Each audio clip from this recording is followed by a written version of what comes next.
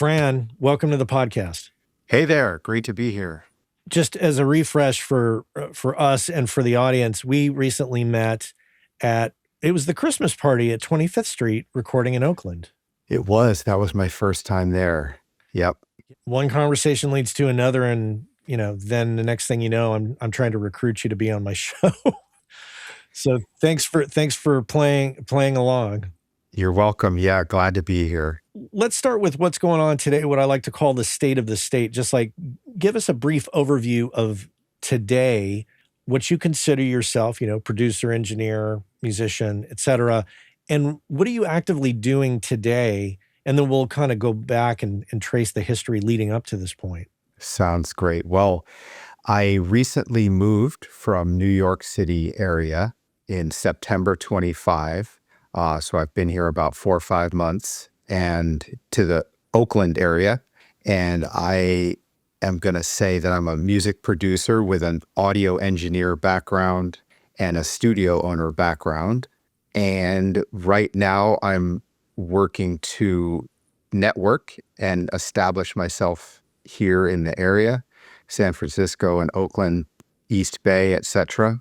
And I'm planning to do projects with up and coming singer songwriters is really what I'm focusing on. And I just think I have a special affinity for that type of work, coaching people with their lyrics and melodies. And I'm a rock and roll guitar player from way back. So it's kind of just things that are based on guitar or keyboards are right in my wheelhouse, so to speak. So, that's what I'm working on right now. I just ordered, in terms of getting established, I've been working at a studio up in Richmond, and I'm ordering a modular kind of home recording isolation space, kind of like a modular instant control room sort of thing, from a company called Whisper Room that I've been hearing about for 20, 30 years or whatever it is.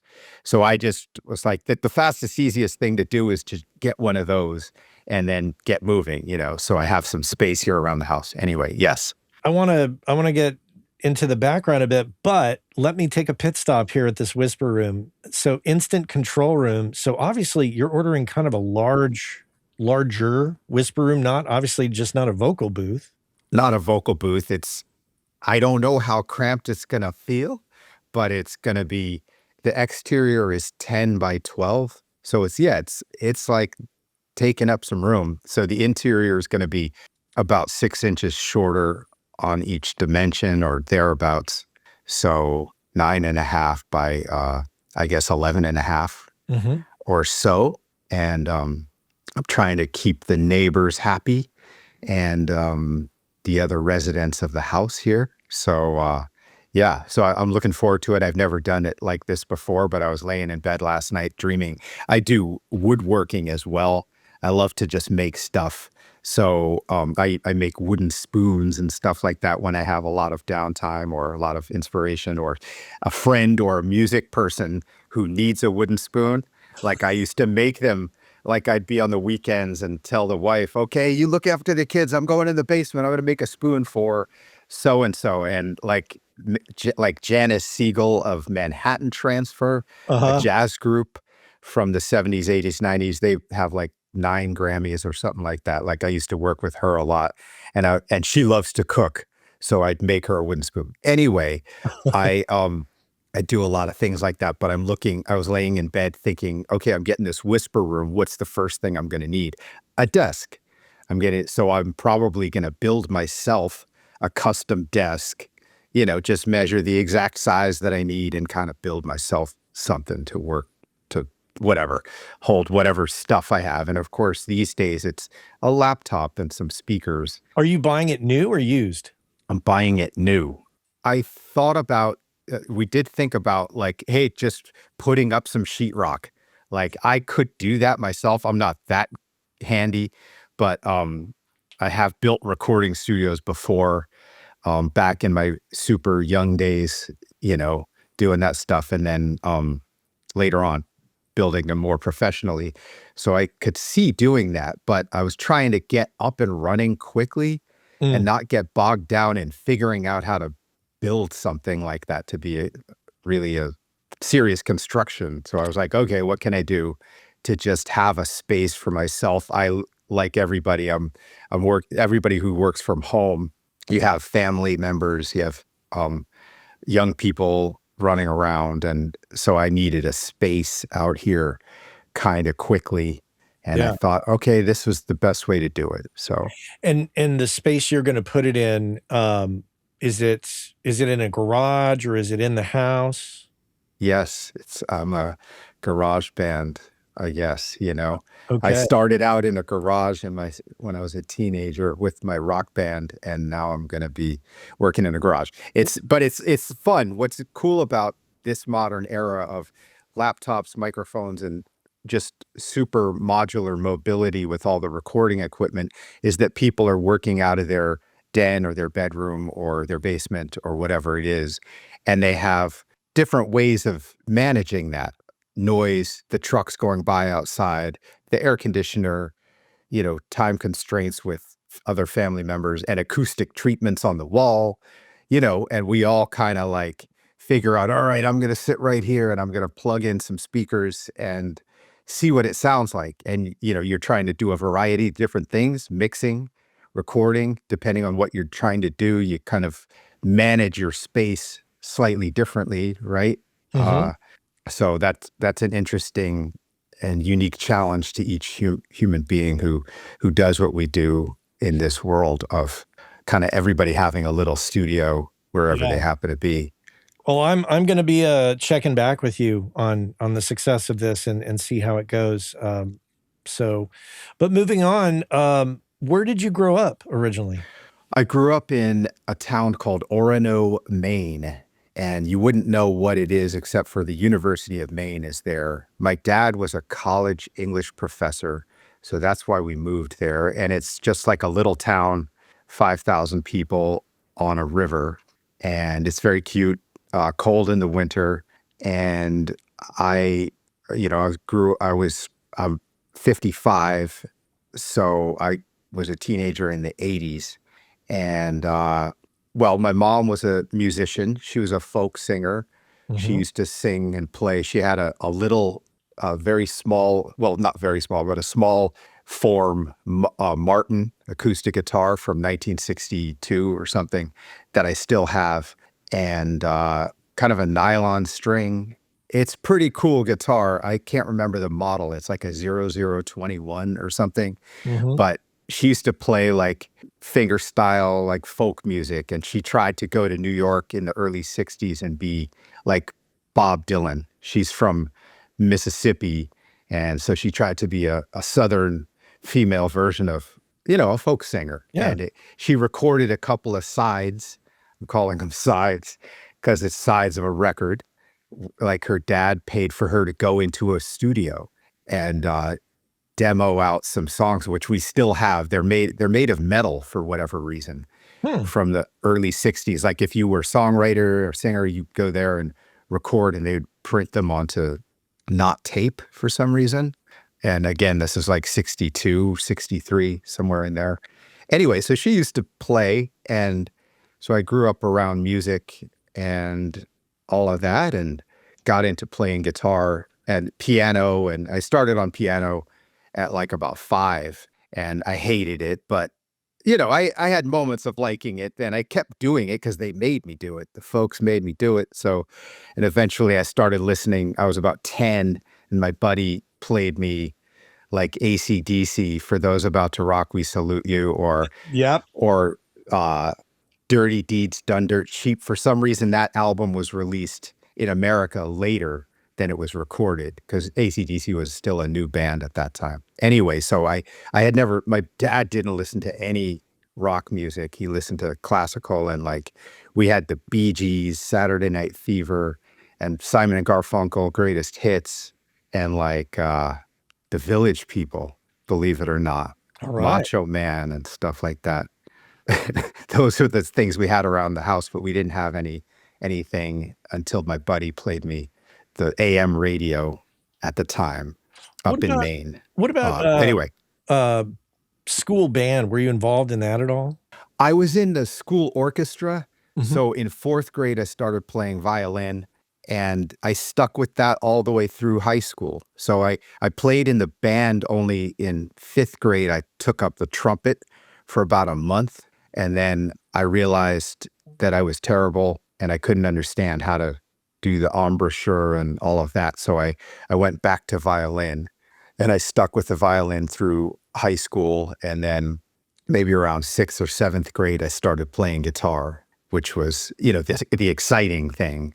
These other things were fun and cool, and I had moments of joy playing, but really I wanted to be a rock and roll guitar player.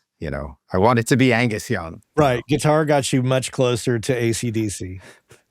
Right. When did you start asking questions about how are these records made? When did that crop up? I remember my level of ignorance when MTV came out and we were sitting there looking at it was it was, Iron Maiden Run to the Hills, I think, and it was one of the first metal videos I ever saw, and I couldn't understand. My friends were sitting on the couch, and we're all 11 or so, Right. and I couldn't understand how I knew it was loud, but I didn't understand how the loud music got through that little wire, the wire plugged into the guitar. I didn't know how any of it worked. So I started thinking about it and figuring it out when I was maybe 11 or 12. When I was about 13, my mom got me an electric guitar for my birthday. Yay. It was a Fender Squire Bullet is what it was. It had two pickups and it was red and she got me I think a crate amp. I'm not sure.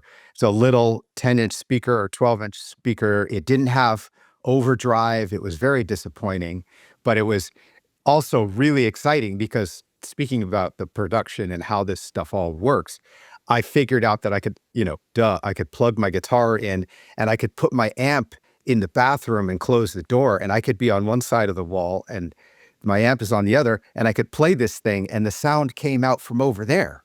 And to me, that was a revelation, just how an electric guitar worked at all. I didn't know anything, but I started figuring it out. And I have another thing to say, but go ahead. Well, I just want to share in the moment with you because I remember I was at my aunt and uncle's house in Albuquerque, New Mexico, saw Run to the Hills on MTV and almost fell out of the chair with excitement. I was like, "That's what I'm gonna do."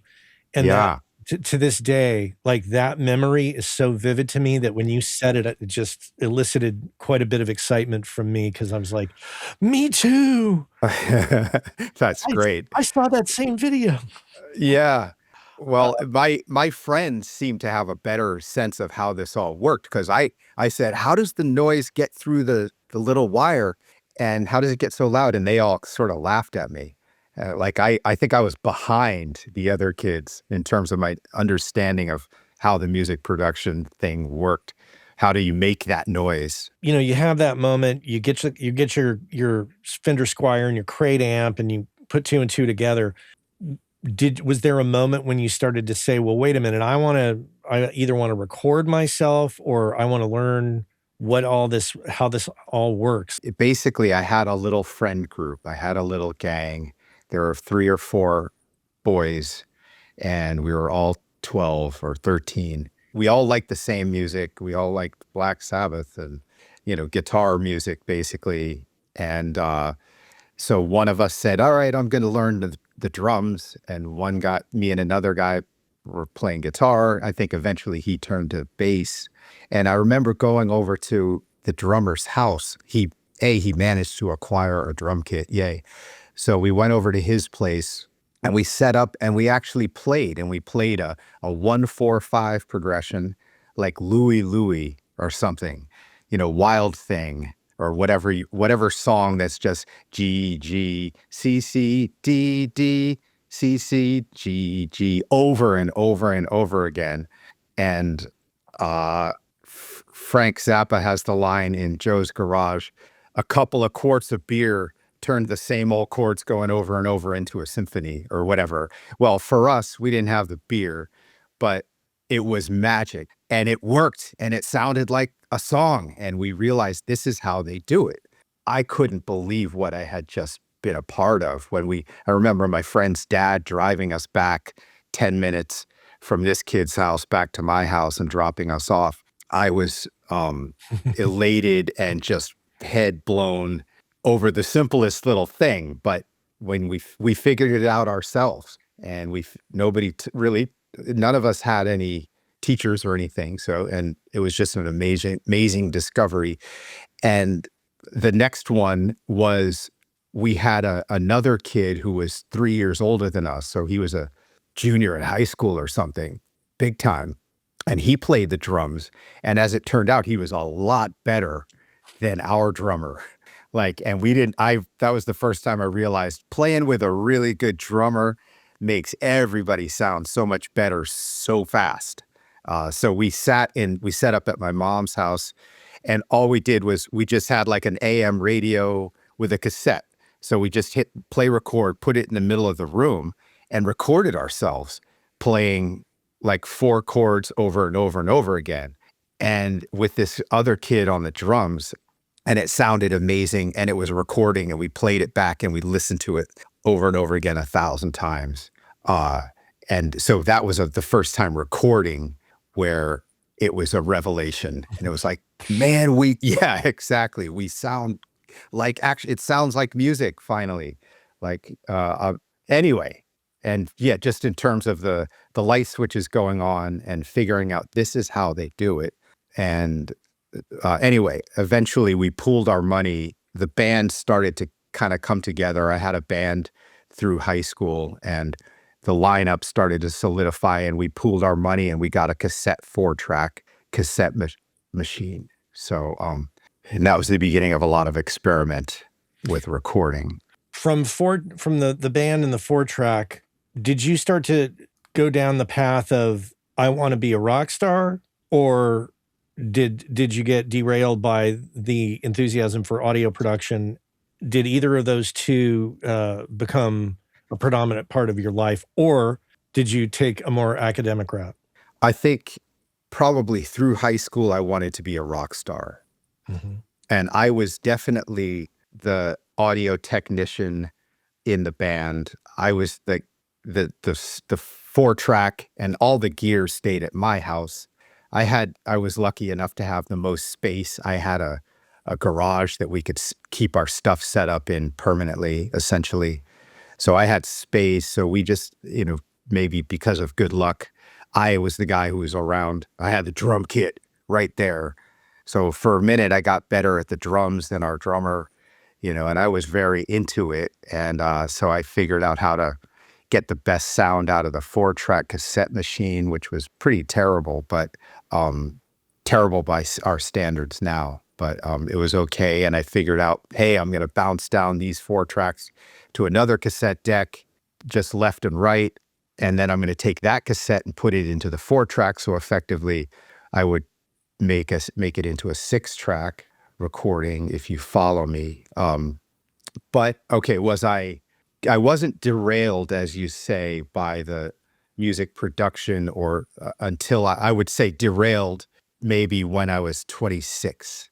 Okay. Later on, after I moved to New York, I got into just recording and being behind the glass, on the other side of the glass, as we say, full time. So, but at that point, I'm going to be a guitar player, and I'm going to be Jimmy Page, and I'm going to go in the studio, and I'm going to be adept at the audio recording techniques, and think in that way of how can I capture the sounds best and be most creative with the technology, as well as guitar, as composing music and being a musician. Did you go to college? I did. I went to NYU, and I majored in music. And I think NYU is an incredible school now, especially. I think they have a lot of great audio technology programs. The Clive Davis School, I believe, is what it is now. It wasn't like that when I was there, but you're still in New York City. A lot of music going on, a lot of great jazz musician instructors. Um, so you benefit from being close to a lot of studios, a lot of musicians, and just a lot of music happening there. So I don't know. So whatever the program didn't have, this is my point, whatever the program didn't have at that time was made up for by just being in New York City. What was your first professional recording experience, either as an observer or a participant? I knew a guy in Maine who ran a little venue that my buddies and I used to go play music at. So it was a coffee house, but it was open at night. I don't think they sold alcohol, but we played there. He introduced me to a friend of his in New York who, a guy named Frank Marchese, kind of this New York sort of dude. I was fresh. I was like 18, 19 years old. I remember him coming and picking me up in the dorm at an NYU dorm with my guitar and amp and taking me to Times Square. I think the place was called Sound One, and it was a pro voiceover studio. Like they did movies. They did movies and TV shows. So they had these big, the live room was, it had carpet on the walls, carpet everywhere. It was really dead. And it was like 48th Street and Broadway, something like that, 49th and Broadway. And I'm this kid and I'm from Maine and I'm blown away like, oh my God, bright lights, all of that. This was probably 1990 or 89. And what I heard, they told me like Paul Simon records here sometimes, or Paul Simon, but also such and such a movie voiceover is going on down the hall, all of this kind of thing. But it was really laid out for movies, voiceover stuff. But I didn't know any better. I didn't know what I was in. So I just went along with it. And he just wanted to record my ideas. And it was really amazing of him to do that. And I was really unprepared. I didn't know what to do. And so I had to show up with a song. I didn't have good songs. So that was my first professional experience. What led to you being an engineer? I did that recording at the place Sound One, and I didn't do much other recording. I don't know if I realized that, like, okay, now is the time. I don't think I realized, like, right now is where I should go find a band. I'm 18, 19 years old. Anyway, I didn't do a whole lot with recording. I was a music performance major. I had a lot of guitar practicing to do. I did other things. And then after I got out of school, then I started playing in bands and writing my own stuff. And I wrote this very complicated Frank Zappa-y sort of music. And I had a few bands. And I was the engineer and the producer of my own bands. And I would go to studios and pay as little as I could to record the drums and the bass. At this point, I had a digital recording system. It's worth mentioning, my mother sent me a Rolling Stone article. In it, it was written about Chris Whitley, who is the guitarist for Chris Isaak, Wicked Game. Anyway, this is probably 1992. And it described a DigiDesign sound card and an Apple Macintosh computer and what you could now do with a computer working at home. So I was like, really? You mean, okay, I got to get an Apple computer, thousands of dollars, whoops, and a DigiDesign sound card, okay, and whatever, but you can record at home and it's digital. So I was, who's going to give me some money to do this? Because I don't have any money. So I made up a little pitch to my grandfather. He's retired. He's got some money in his bank account, I bet. So I said, hey, I think I can make some money doing this, but I need somebody to invest in me. And he wrote me a check for $6,000. Wow. A huge, huge check. And because an Apple, it was called a Quadra 700. Oh, I remember it well. And it was $4,000 or something for this computer. And I bought the computer. I bought what was on the shopping list in the Rolling Stone article from Chris Whitley. And I bought that in a DigiDesign. It was a DigiDesign, later acquired by Avid, sound card. Was it I think this was a Sound Designer 2 card. Sound Designer 2 card, yes, exactly. It could only record, I think it could record 2 or 4 tracks of digital, and it was amazing because it had no hiss. It was and that alone was just another leveling up experience, like, Yeah. "Oh my god. No, where's the hiss?"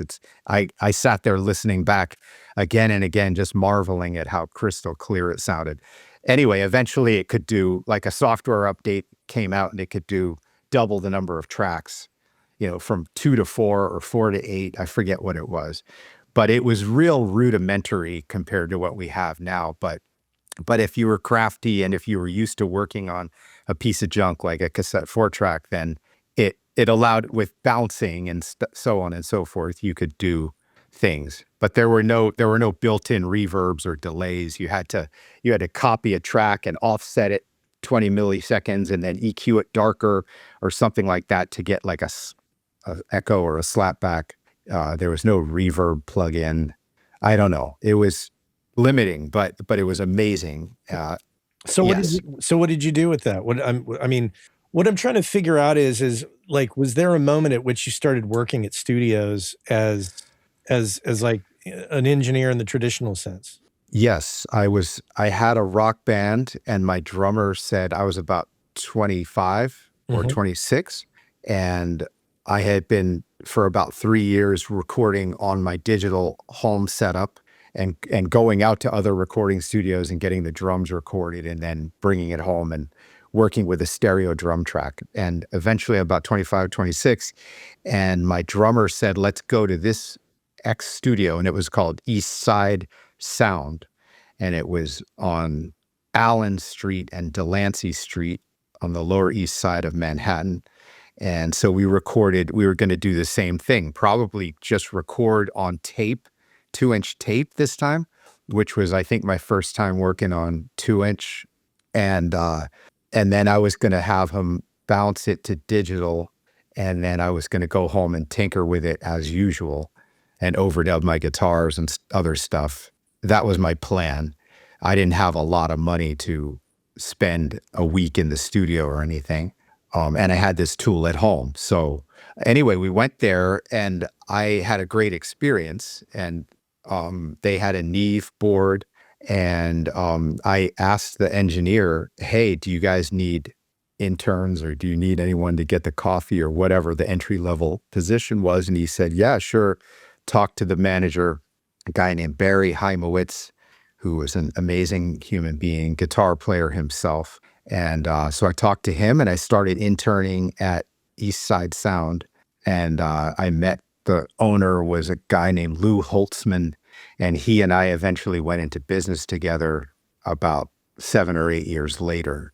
Can you talk a bit about that 7-year run? What are some of the takeaways from that period of time for you that really stick out that you think, "Ah, that was the time I learned this or that?" Well, I learned the ins and outs of tape, and what was great about that facility was they had tape, but they also had, I think, 24 ins and outs of Pro Tools. I don't know, I learned that I think the analog, recording is more about the workflow and the mindset versus digital than, for me, the sound quality. Both digital and analog are great and sound good. And I decided that, being who I was working with analog and digital, eventually I decided, I like the whole workflow of digital better. I recorded some of these early my rock band stuff on the analog. I said, "Hey, I'm going to do the whole thing on 2-inch through the Neve analog board and see what sound I can make out of that." And I was sort of dissatisfied with that, and I ended up dumping the whole thing into Pro Tools, editing, doing overdubs and all of that inside of Pro Tools, and then mixing that, and I got a better, punchier, better sound. And I don't know. So I love spreading stuff out on a board with faders and things like that, and that whole mental process. But I think It's about your brain and your own workflow and how you think about things as opposed to a sound quality thing. Anyway, I worked at that studio for about a year or two, and I didn't make a whole lot of money, but I met some people, and one of the guys I met said he was about 10 years older than me, I guess, and he said, "Hey, I've got a space on 56th Street between 5th and 6th, like right in Midtown Manhattan, and do you want to build a studio together?" So it was basically a bedroom or an apartment. He was the super of a building there, this old dilapidated building, but we floated a floor.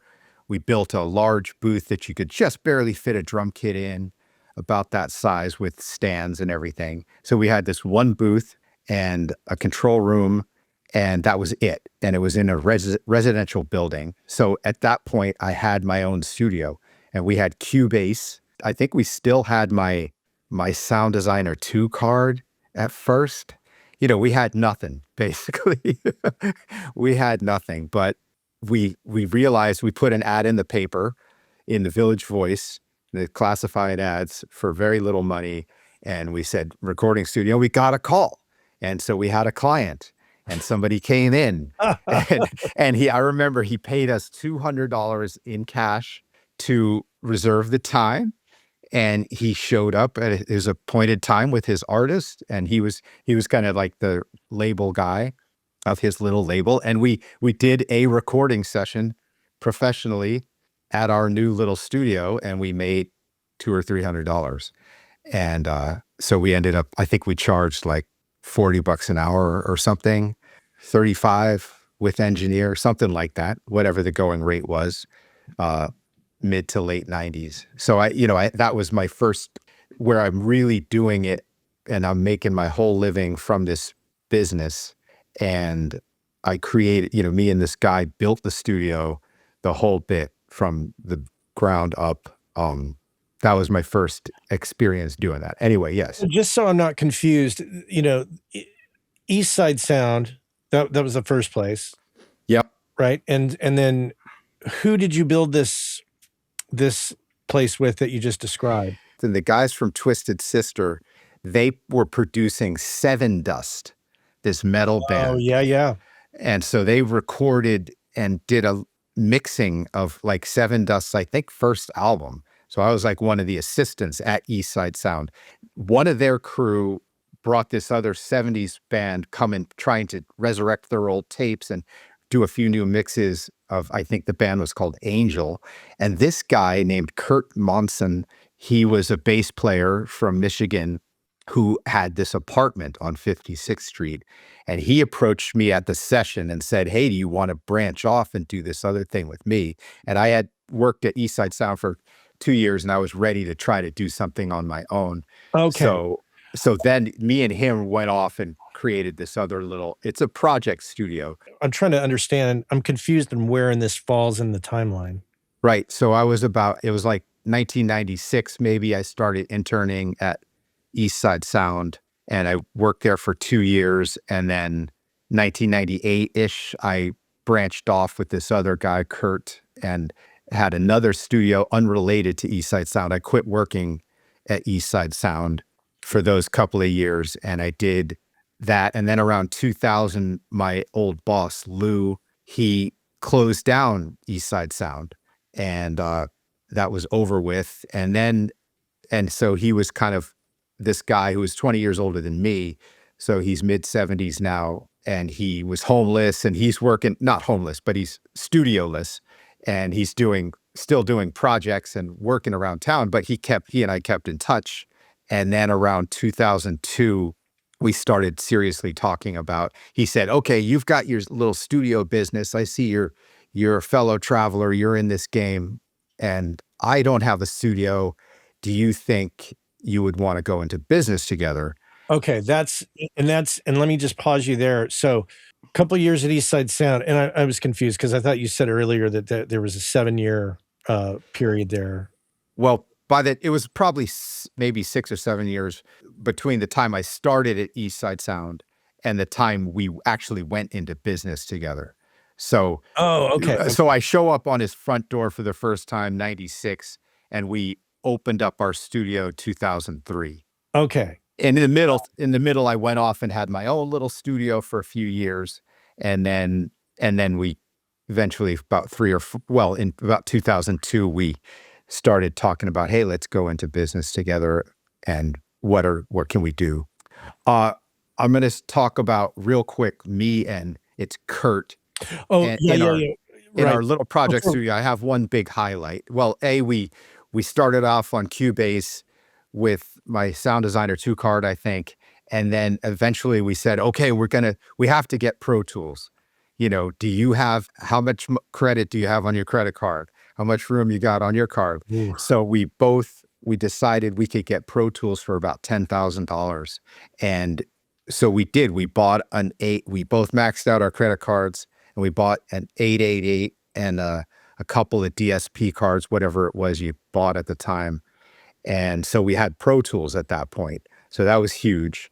And we were official, and I was working with a DJ called Joe Clausel, Joaquin Joe Clausel, and I still work with him. And he's an amazingly prolific dance music producer and DJ. And he was playing shows all around the world and all of this and coming to me to work in the studio. And he hit me up one day and he said, I had been a jazz guy in terms of my musical appreciation from about age 19 to 24. I was in college and I had to study jazz. So I was into jazz heavy. I loved it. And I was really a rock and roll guitar player at heart, but delved into jazz. Anyway, he hit me up. Joe Clausel hit me up at my project studio with Kurt. And he said, we're doing a remix for Herbie Hancock. And I was like, oh my God. So I hadn't worked with very many famous people at that moment. And I was a huge fan I was like starstruck. I'm not starstruck with anybody really. They're just human beings. But I was like, Herbie Hancock, holy. Anyway, so usually you do a remix and they just send you files and you do a remix by yourself in the studio and then you send it back to them. The artist doesn't usually show up, but he says to me, Herbie's coming next week. And so I had this kind of rinky-dink little project studio, homemade, banged every nail myself. And the elevator is a disgrace. It's like a really old elevator. About 3 people can fit in there. It's got one of those old gate doors, lattice work, metal doors. And the thing smelled like whatever had fallen to the bottom of the elevator shaft and died. So Mm. and one day, there's nothing I can do about that. This is the old dilapidated building I'm in. And one day Herbie Hancock shows up and I go down there. There are no interns because it's just me and another guy. So I go down to bring Herbie Hancock into the crappy little elevator. And he was a real good sport and he was a very nice guy. And it was amazing. And he showed up. We had a Fender Rhodes keyboard. And we plugged him into a Fender amp. And I think I put a little too much distortion on the amp at the time, and we didn't record a DI. So in the recording mixing of it, I had a little too crunchy, I think. But if I'd have had a DI, I would have been better, but done a better job. But hey, those things are things that you learn about later on. Always get a DI if you can. Anyway, it was an amazing experience. And, I ended up playing guitar on the record too. So it was for his album Future to Future. I think it was a track called The Universe. Anyway, but you'll see a Joaquin Joe Clausel remix of Herbie Hancock, The Universe, I believe, on the Future to Future album. And I played a little guitar on it. And so I was like, man, I could retire now. I I played guitar on a record with Herbie Hancock. And you see, like in my mind, being the audio engineer wasn't quite enough for me.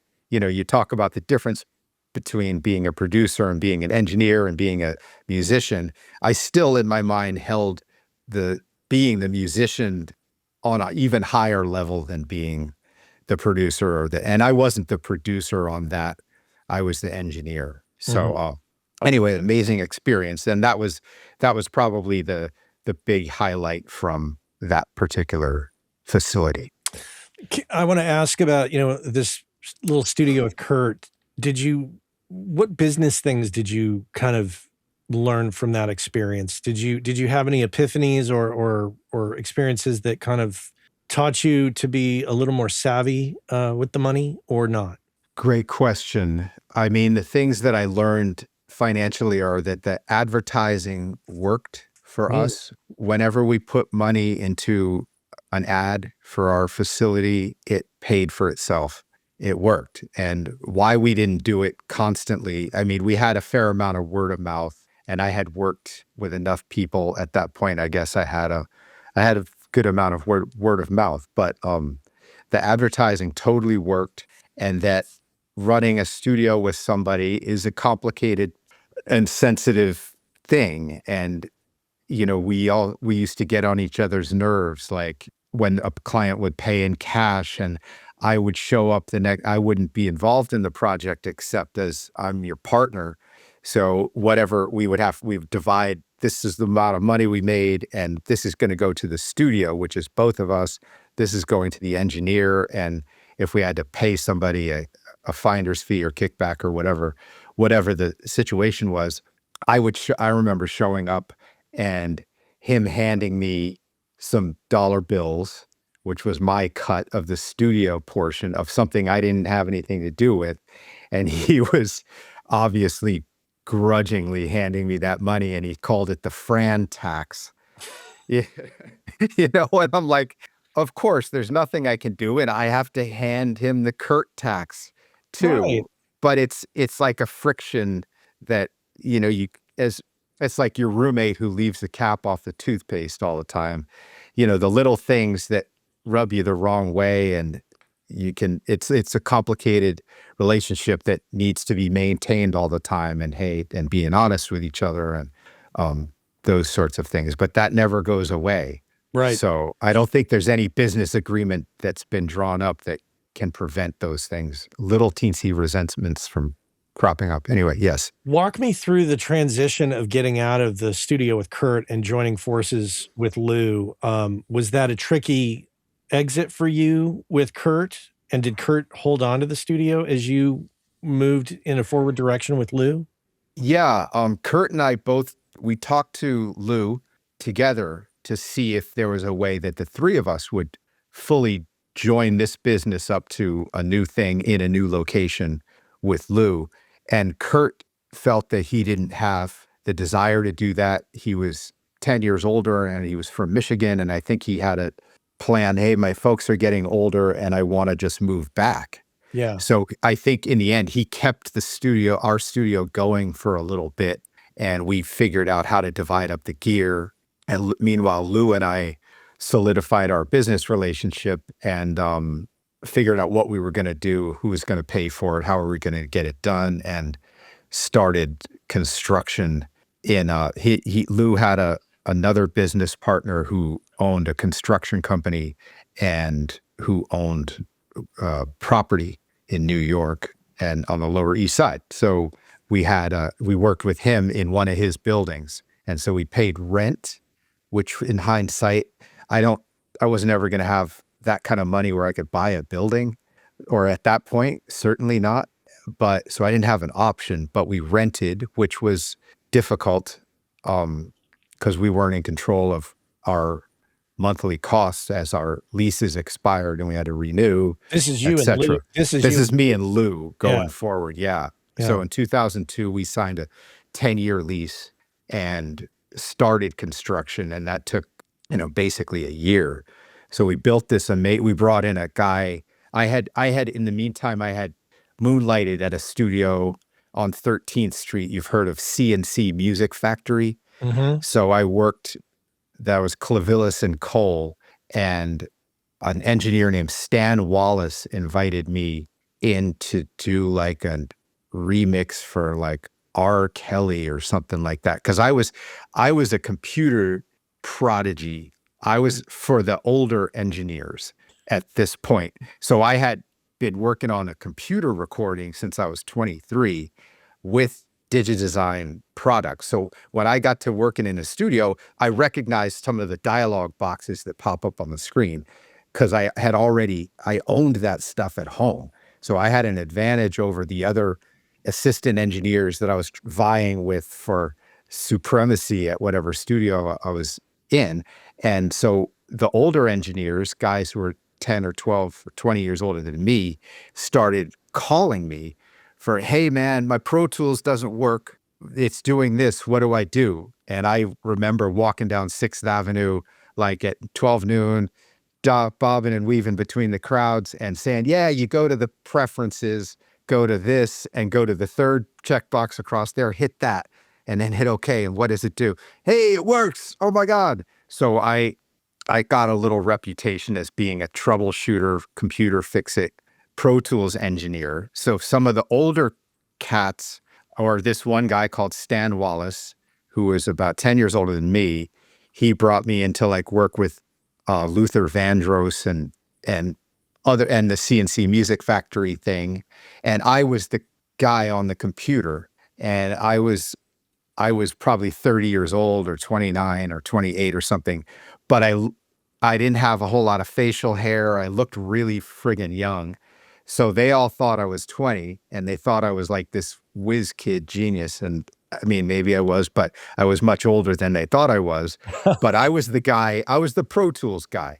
So I was sitting at the computer to the side or in the back of the room or something. And one of the older engineers was up at the desk running the talk back or whatever it was. So I was brought in for a couple of projects anyway. So I worked at CNC Music Factory for a summer, and that was insane. And Mr. Cole had passed away 5 years before, so I never met him, but I worked for Robert Clavillis for a summer, and then I worked for him off and on. But I met a man named Frank Commentale, who was this stocky, 20 years older than me, studio designer. So he had designed rooms and built rooms like the old Hit Factory in the late 70s. He had worked with Germano, like Troy Germano's father, if you've heard of the history of any of that. But he designed and built recording studios. So he built whatever. He built Chung King, which I think like the Beastie Boys and a lot of hip hop was done in the late 90s, whatever. He built a lot of studios around New York City. Right. Doesn't matter. Anyway, I met him because CNC Music Factory was annoying the neighbors upstairs on 13th Street between 5th and 6th. And so he came in and I met him, and we were kind of like the after hours after all the cool kids left. I'm sitting there cleaning up whatever I have to do audio wise, and he's there doing his drawings or figuring out what to do about soundproofing in retrofitting this studio. And then now I'm in a situation where I'm going to invest money and build a studio with Lou Holtzman from scratch.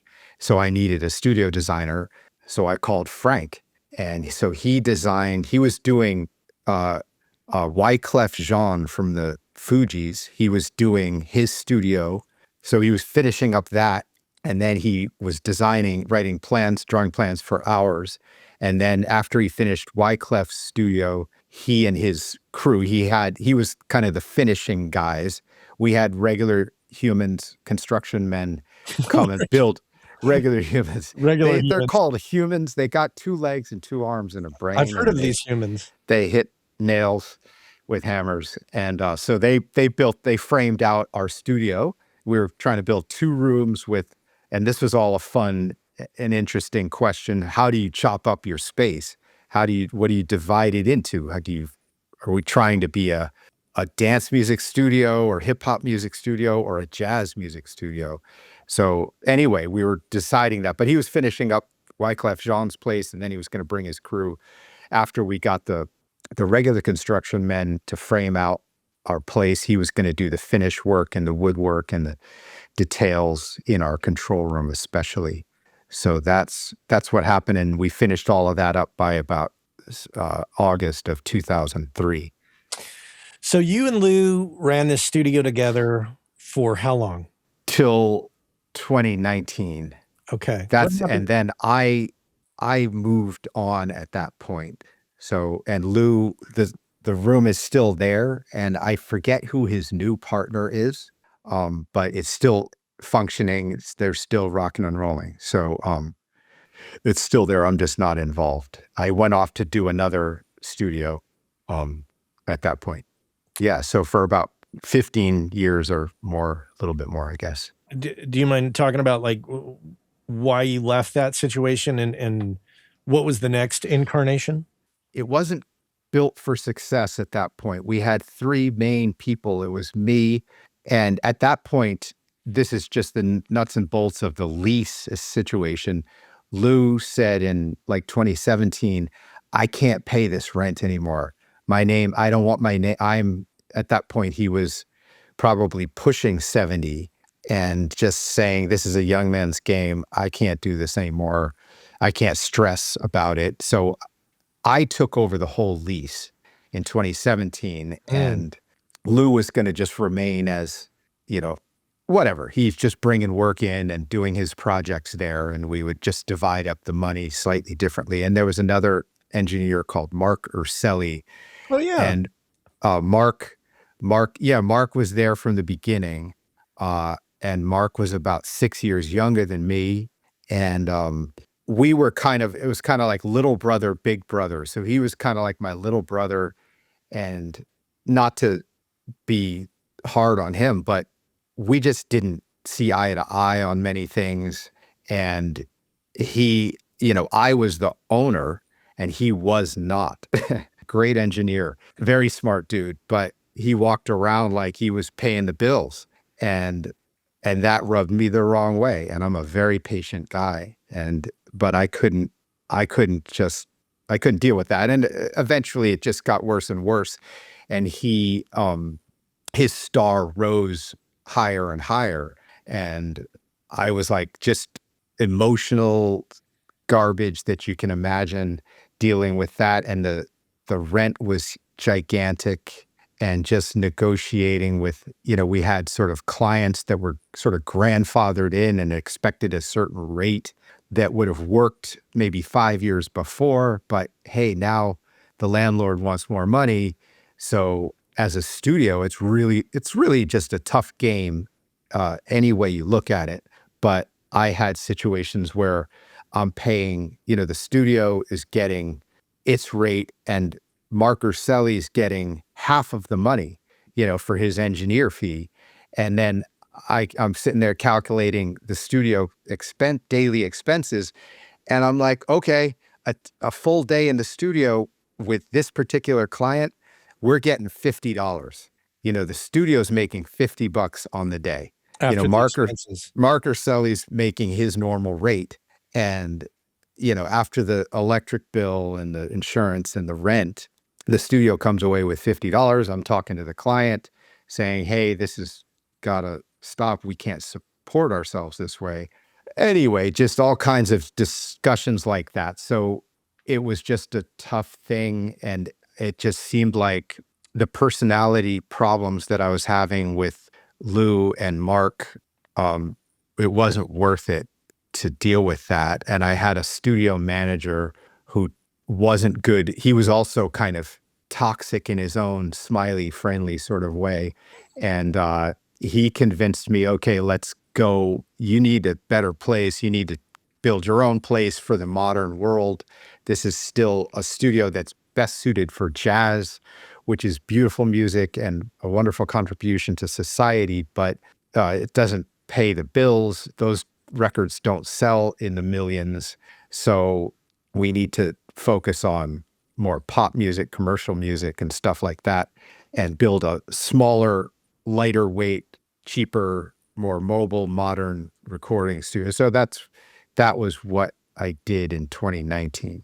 And that was right before the pandemic, and a very complicated time to be shifting.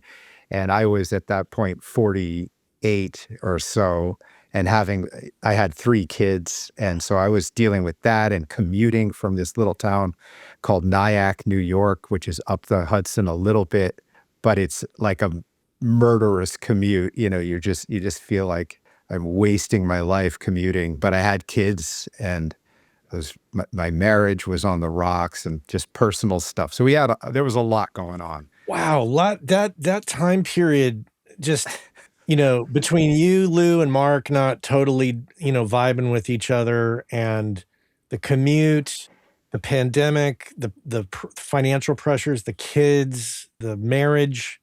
Man, that was a tough spot. Yeah. Yes.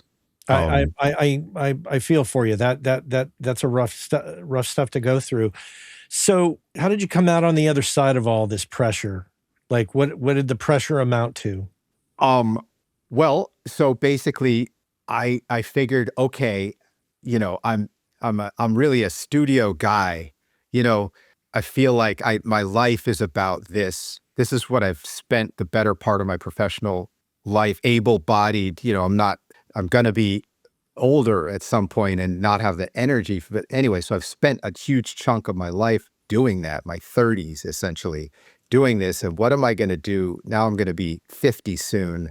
What am I going to do now? So basically, I did embark on building another studio, I guess my third, and I had like a smaller space, and I set about chopping it up, said, okay, it's this much square footage. It was amazing in some ways, and sort of half baked in others, or not perfect. It wasn't perfect, but it was on the penthouse of a building on 28th Street between 6th and Broadway, like right kind of in the shadow of the Empire State Building.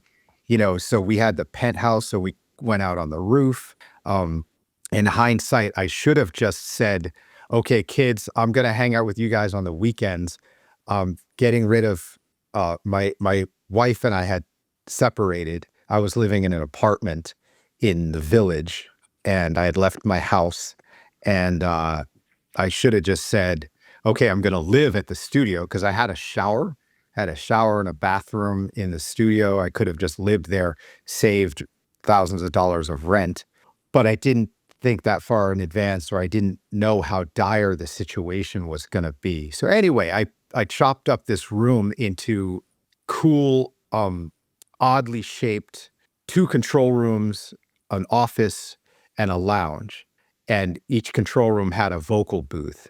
And I was going to use Dante. So I threw the Ethernet cables in the walls, and we put cinder blocks inside the sheetrock. So even though the walls were relatively thin and we didn't float floors, we had crazy good isolation. I don't know who's using the space now, but I'll tell you how it all ended. Um, so I signed a lease on this space, and I built desks. I did what I'm about to do, in my whisper room booth. I built a desk for what I needed equipment wise. And I had another gentleman, and I don't think I'll get into him, but he was a 37-year-old man from Queens, a rapper, but a very astute businessman, very sharp guy, and I hope he's doing well with it right now, but I don't actually know. Um, and so I built the men cup came in and built the walls for us, and I did a couple of projects with a producer that I know. I've been called Brian Backus, who he signed Nora Jones and stuff like that. So he had a jazz project or two we mixed there, and we did some percussion recording sessions, and we were working with a pop artist called Michal, who's signed to RCA, and I think he's still signed to RCA. And I had my studio manager, and I don't want to mention his name because things went bad. And so basically, I signed the lease in fall of 19, and we were up and running by January or February of 2020. And we were producing this artist, Michal, trying to make hits and make a lot of money. And we got him signed. It was going well. And we got him signed to RCA. And then the pandemic hit. Mm. Uh, Building our sort of storefronts downstairs in New York, streets of New York City, were covered with plywood. Nobody was going into the city.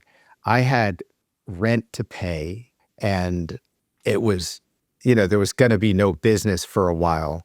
And I was sort of losing my mind in terms of my emotions and what was going on with my family and everything else. I mean, things were good with my kids, but they were coming to see me 3.5 days a week, splitting time with their mom. And it was a challenge commuting, the whole thing was a challenge raising kids and the whole bit. And then around the end of April 2020, I think I got a voicemail from my studio manager who we didn't have a contract with our artist, Michal, and he was coming into the studio for free on a spec thing. And my studio manager said, "Don't worry about that. I'm writing songs with him. Everything that I make, you're going to get half of as the studio." And he said, "Let's not rock the boat. Let's not get a contract with the kid." We did make some lists of all the songs we had done together, but I didn't have a contract protecting me. And I believed that my studio manager was my friend. We had spent 2 years working together, you know, slept at each other's houses and fed each other and just been very tight. And he'd met my parents and everybody loved him and all of that. And then he left me a voicemail like April 30th, 2020, and said, "I'm out." Basically said, I couldn't manage the studio by myself with the three kids and the commute and everything else. I needed somebody else. And I was paying him to do it. And he said, "I'm out of here. And I'm taking the artist with us that we've spent the last year investing in free studio time, developing songs." And we got him signed to RCA and the whole bit. He's like, "And I'm leaving him, and they're going to offer you something to buy you out. And I suggest you take it." And basically, he was just he turned into a horrible human being. I tried to speak to him, and it just goes to, hey, how you have to protect yourself in this world, and that even people you think are your friends and who have your back and you're working together, they can change their mind very quickly. And it is a business. And when it comes to money, people behave differently. And so anyway, he left, and that was kind of a big blow, but I kept going and I kept making the effort and trying to finish building out what I felt like we needed. And then over the summer, I got a letter, a certified mail from him, from the studio manager, and it was from his attorney saying he was suing me for a minimum wage violation. Basically, I had been paying him. I know he kicked me on the way out the door. Uh, he stole the artist. He used to sleep at the studio rent free. He didn't, in the spring of 2020, he didn't have an apartment. He lived under my roof. I'm paying the rent. And, he was barely working, but, and he didn't get paid on an hourly wage anyway. It was like every 2 weeks he submitted an invoice to be like the social media guy. He was a contractor. He could work from anywhere he wanted. He didn't submit, "Hey, I worked 20 hours this week or 40 hours. He worked on our social media for, $500 a week or something. And he could do it from wherever he was. Anyway, maybe legally I was in the wrong. Maybe I wasn't. But he sued me anyway and said that he was really working 60 hours a week and that I owed him all this money. It was ridiculous, but it was a mess. But I want to just say, my ex-wife told me better. She said, "Okay, go ahead and hire him, but have an employee agreement. This is what it is." If you'd have, now it's true. If I had done what she told me to do, I would have not been in that situation, or I would have been able to say, "Here's the employee agreement. You agree to that this is not an hourly situation, that this is something." Maybe he would have thought of some other technicality to sue me over. But anyway, so I'm getting sued. The whole thing is the emotional thing with my ex and figuring out how that was all going to work and everything else. Ultimately, I just had no brain power or strength left to focus on music and to work. And I just handed the reins over to the younger man who I had met. I'll just call him Ryan. That is his name. Oh, so Um, you just the guy that sued you, you just handed the the guy that sued me, he was gone. I had taken on a partner and, effectively started renting out half of the space to another guy named Ryan, who oh, had his own business. He okay. had his own customers and his own goals and objectives for the space, but he needed a space to be home base for his projects. And it was mostly hip hop related. And at that point, I just said, "Hey, Ryan, I can't do this anymore. Do you want to just take over the whole thing? Can I facilitate the situation with the landlord where you get your name on the lease and I just ride off into the sunset?" And so round about the beginning of 2022 or the end of 21, I threw in the towel and just said, God, "Okay, I I need can't to." believe you didn't throw in the towel earlier. I applaud you for your resiliency. Well, so that's the story with that. And then since then, I have clients, and I've just been working mostly remotely, or I've been working in a studio here and there. And in the meantime, I met a woman I graduated high school with last summer in 24. She invited me to a high school reunion, 35 years. And I went to it up in Maine, and we hit it off. And she's an attorney here in the San Francisco area. And so I have moved to this area. And that's why. So um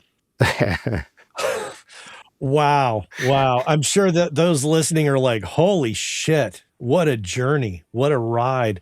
Um, I have some questions, obviously. Um, Yep. so the kids, being that I'm a dad, I have 2 kids. How are your kids older now? Yeah, the kids are I'm an empty nester, as we say. Okay. I have a son who's 20. He's in school in Ohio. He's a junior in college. And I have twin daughters, so I have three. My twin daughters are at school back east. One is at school up in Maine, and one is in school in New York. And they've just finished up their freshman first semester. Okay. You're here now, and, it's a whole different ecosystem and hopefully, less backstabbing and less litigious than where you came from. I know our community here is pretty special, so I welcome you to it, and I'm glad that you're here, but you're gonna set the studio up in the Whisper Room as we talked about. Where are you gonna go from here? The overarching plan is I have done a lot of hip hop music recording sessions, and I've done a lot of jazz and not as many rock sessions as I would like, and lots of dance music sessions. And I think what I want to do is I want to focus on, you know, a young kid with either a song idea on a laptop, or an acoustic guitar and a song idea, or a piano and a song idea, sort of singer songwriter type of people who need help developing and making radio ready, world class recordings of their stuff. You're gonna start producing young and up and coming artists here in the Bay Area. That's what it is. And I think I would love to work with hip hop artists too, but I don't think I have the space for that. And it's kind of like a no partying sort of. I don't have a studio as of yet, so I Right. don't have a place to bring people where they can smoke joints and drink beers all night or whatever it is. And so I want to try to work. I figure younger kids are less likely to be into that party aspect, because I've experienced that in New York, that a lot of the creativity happens around partying, for people, and having a large crew of people coming in, and I have a certain limited space to work in. And So let's take a look back here. So based on that very rough time period for you and some good times too in New York, I'm sure you've learned a bazillion lessons. Are there things that you're going to do to not repeat those situations from reoccurring now that you're here?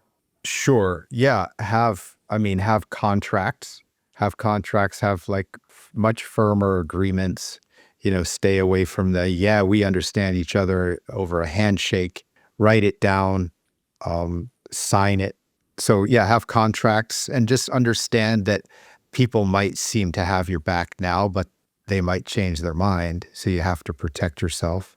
I think having, if you're going into business with people, having personalities that really work well together is important. Don't overlook it. If you think, well, that guy rubs me the wrong way, if he does it, it's people are going to rub you the wrong way in tiny ways all the time, just as the roommate who leaves the cap off the toothpaste example. Over time that can be difficult, but that's minor. But every human is working with any human is a compromise of a little teensy bit of yourself you have to give up in order to work together with them. And I would just say, pay attention to any major stuff, or if you're second guessing or doubting working with somebody long term, that it probably listen to that. And I think with Lou is a great guy, Mark Urselli is a great guy, but we didn't have the same objectives. Lou had a certain, hey, this is going to work for me, and my thing was slightly different from that, and Mark Urselli's thing was slightly different from that. So we had a great time. We had worked with many famous people, and our projects sometimes won Grammy awards and the whole bit. But ultimately, we fought a little too much and we wasted too much of our energy dealing with each other as human beings, not aligned in the same way. Yeah. So those are some good lessons. Hell of a journey, and a lot of tough times. I appreciate your honesty about that stuff, and I bet the audience does as well. So it'll be fascinating to check in with you a few years from now and see where you're at and how you've kind of settled in to the area. And like I say, again, welcome. I hope it's a better experience than the last few recent years, but yeah, should be a little smoother sailing from here on out. yeah, I'm excited, and just to be able to focus on music, and looking forward to what comes next. Excellent. Well, thanks for making time for me. I've got a lot going on, so I apologize for us not being able to meet in person today, but thanks for coming online and meeting with me, and I'll see you at the next event.